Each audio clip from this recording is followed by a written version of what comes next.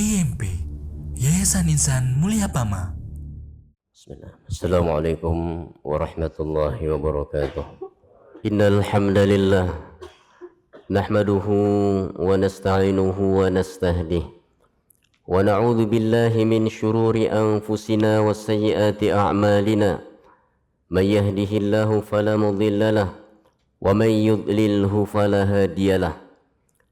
Wa asyhadu an la ilaha illallah wahdahu la syarika lah. Wa asyhadu anna Muhammadan abduhu wa rasuluh la nabiyya wa la rasula ba'dah. Qala Allahu tabaraka wa ta'ala ya ayyuhalladzina amanu taqullaha haqqa tuqatih wa la tamutunna illa wa antum muslimun. Wa qala an-nabiyyu sallallahu alaihi wasallam ittaqillaha haitsuma kunt wa atbi'is sayyi'atal hasanata tamhuha wa khaliqin nasa bi khuluqin hasan atau kama qala an-nabiy sallallahu alaihi wasallam. Amma ba'du. Ma'asyiral muslimin rahimani wa rahimakumullah. Pertama dan paling utama, mari kita panjatkan puji syukur kita kepada Allah Subhanahu wa taala yang telah melimpah curahkan kenikmatannya kepada kita tiada terkira, yang seandainya kita menghitungnya niscaya kita tidak akan sanggup menghitungnya. Allah Subhanahu wa taala berfirman, wa in ta'uddu ni'matallahi la tuhsuha. Sekiranya kalian hendak menghitung nikmat yang Allah karuniakan kepada kalian, niscaya kalian tidak akan mampu menghitungnya. Ma'asyiral muslimin rahimakumullah. Sebelum kita masuki inti pembahasan di dalam khutbah Jum'ah kali ini, khatib ingin menyampaikan sebuah wasiat yang sangat agung yang Allah abadikan di dalam Al-Quran. Allah Subhanahu wa ta'ala berfirman, وَلَقَدْ وَصَّيْنَا الَّذِينَ أُوتُوا الْكِتَابَ مِنْ قَبْلِكُمْ وَإِيَّاكُمْ أَنِ اتَّقُوا اللَّهَ. Dan sungguh telah kami wasiatkan kepada ahli kitab sebelum kalian, wa iyyakum, demikian pula kami wasiatkan kepada kalian yaitu kaum muslimin dengan wasiat yang sama, anittaqullah, yaitu hendaknya kalian bertakwa kepada Allah Subhanahu wa taala. Maka dengan ini pula khatib berwasiat kepada khatib pribadi dan kepada seluruh jamaah, mari kita tingkatkan ketakwaan kita kepada Allah Subhanahu wa taala. Takwa yang berwujud rasa takut kepada Allah, baik itu dalam keadaan sepi maupun dalam keadaan ramai, baik kita bersama orang banyak maupun kita dalam sendirian, maka rasa takut kepada Allah itu hendaknya tetap kita hadirkan. Ma'asyiral muslimin rahimakumullah. Dalam kesempatan kali ini khatib mendapatkan wasiat amanah untuk menyampaikan sebuah tema, yaitu meneladani Nabi Ibrahim alaihi salatu wassalam dan Nabi Ismail dalam hal ketaatan. Ma'asyiral muslimin rahimakumullah, meneladani Nabi Ibrahim alaihi salatu wassalam bukan hanya sekedar sebuah contoh, namun sebuah kewajiban. Allah Subhanahu wa taala berfirman di dalam surah An-Nahl, "Tsumma auhayna ilaika." Kemudian kami wahyukan kepada engkau wahai Muhammad sallallahu alaihi wasallam. Apa isi yang Allah wahyukan tersebut? Anittabi' millata Ibrahim hanifa, yaitu hendaknya engkau mengikuti agamanya yang lurus, yaitu Nabi Ibrahim alaihi salatu wassalam. Ma'asyiral muslimin rahimakumullah. Kemudian sebelum kita membahas lebih jauh, hendaknya kita mengetahui ketika kita hendak meneladani ketaatan, apakah yang dimaksud dengan ketaatan tersebut?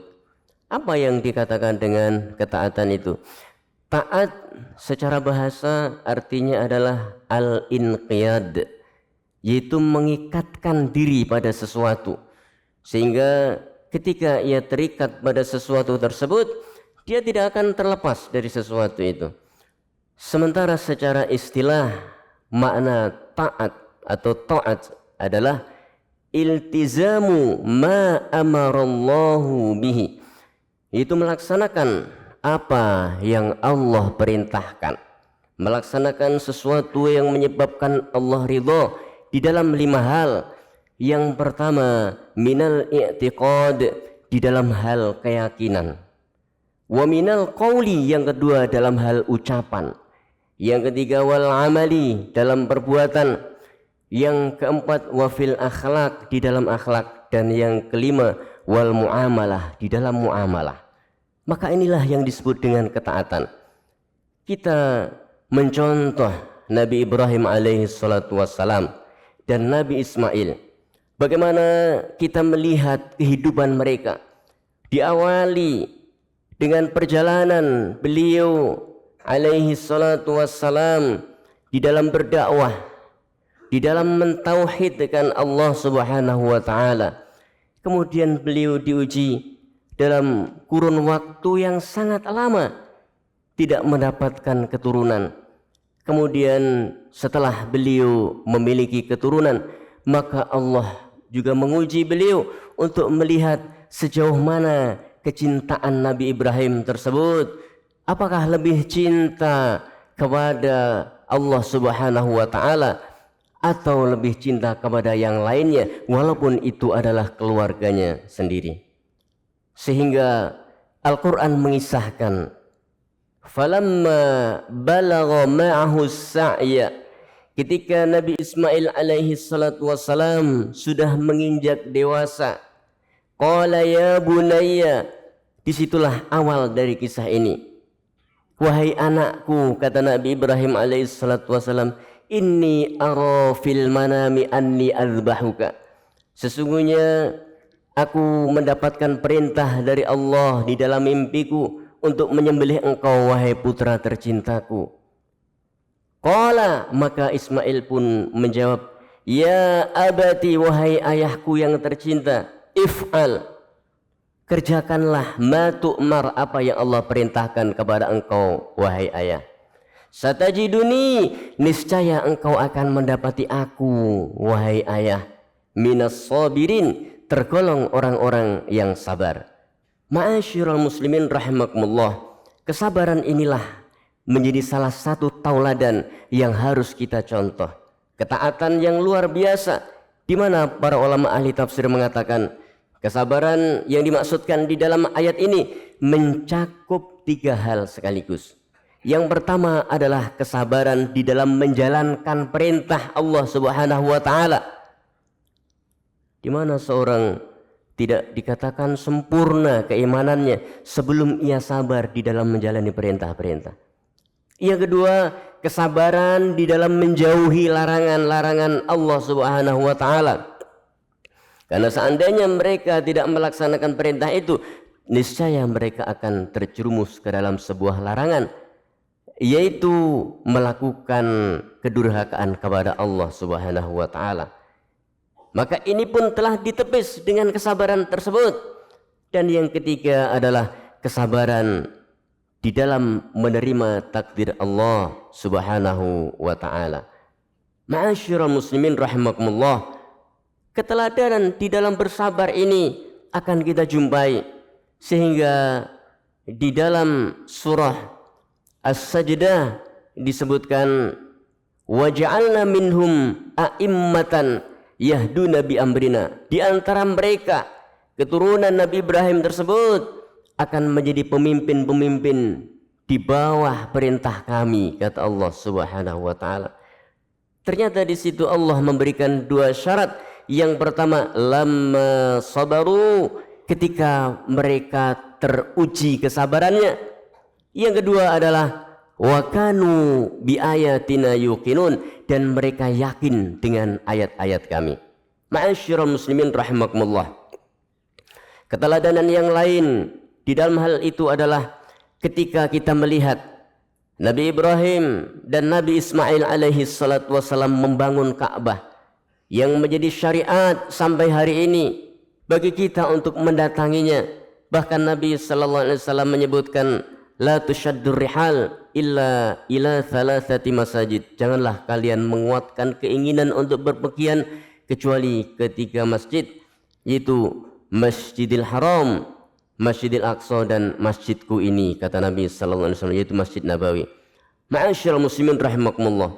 Pada saat itu dikisahkan oleh Al-Quran, wa idh yarfa'u Ibrahimul qawaida minal baiti wa Ismail, dan ketika Nabi Ibrahim dan Ismail alaihi wassalatu wassalam membangun Ka'bah sebagai rumah suci tersebut, mereka berdoa kepada Allah, Rabbana taqabbal minna innaka antas sami'ul alim.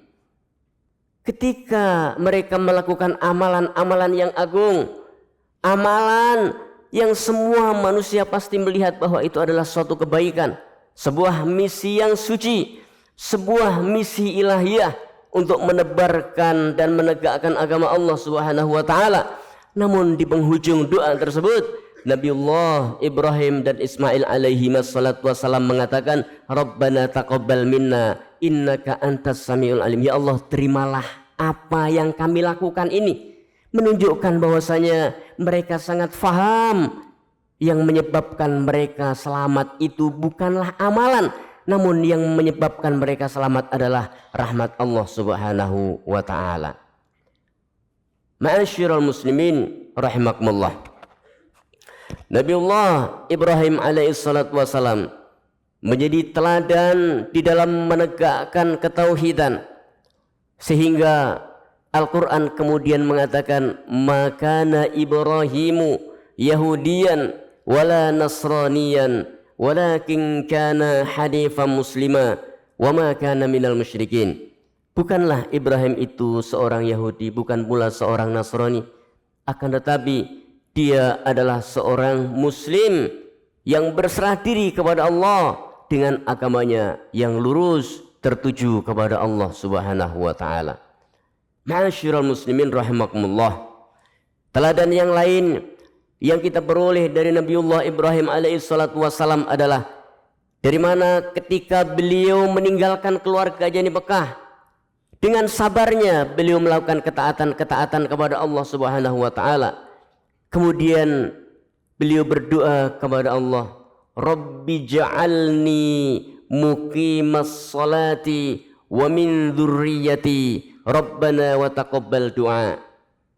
Rabbi ja'alni, wahai Rabb, jadikanlah aku muqimas shalah, orang yang menegakkan salat, wa min dzurriyyati, dan juga anak-anak keturunanku. Rabbana wa taqabbal du'a, ya Allah terimalah doaku ini. Ma'asyiral muslimin rahimakumullah.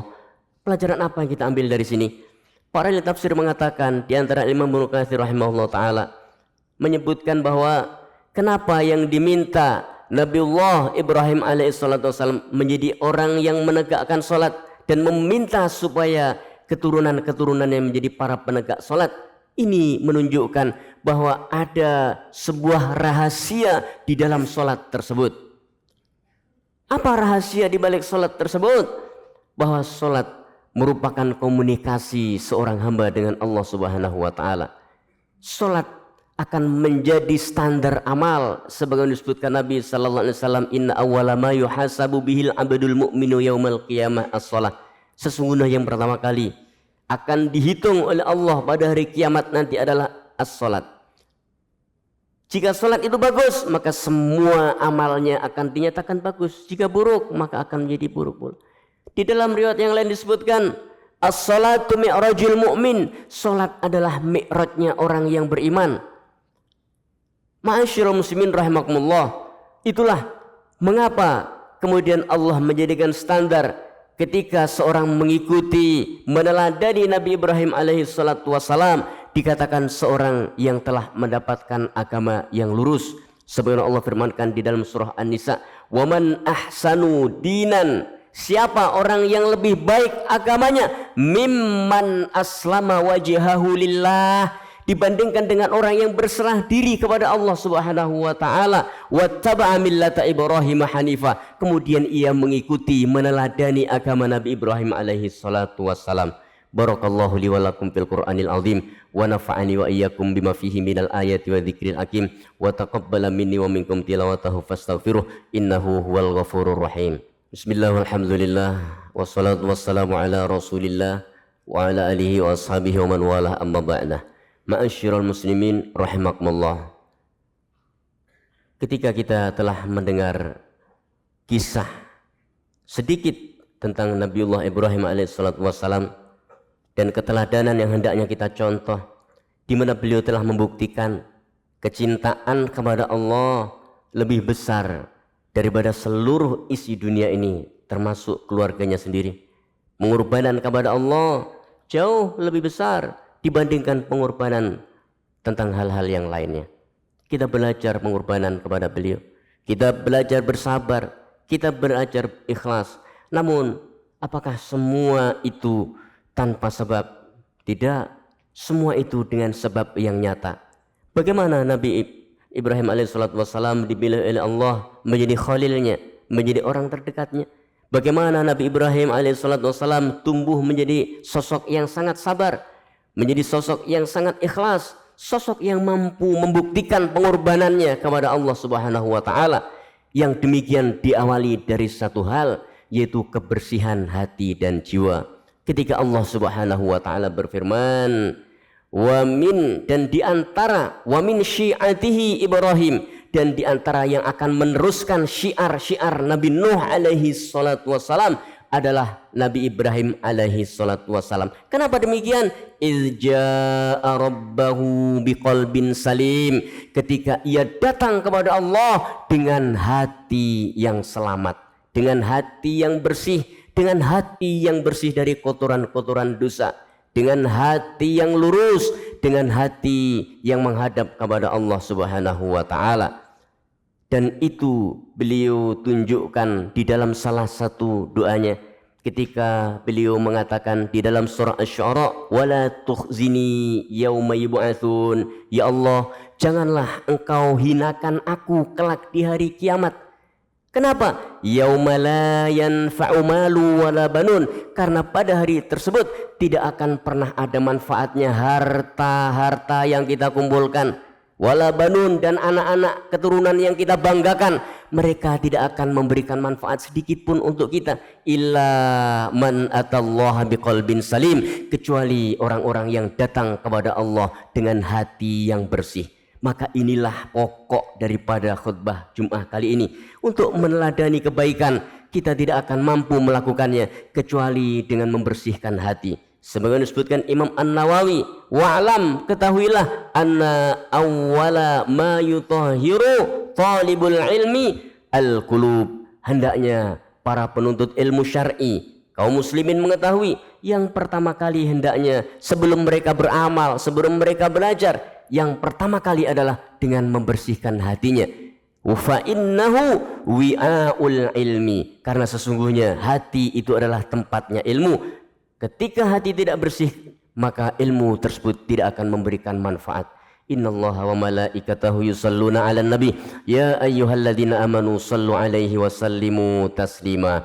Allahumma salli ala Muhammad wa ala ali Muhammad kama sallaita ala Ibrahim wa ala ali Ibrahim innaka Hamidum Majid.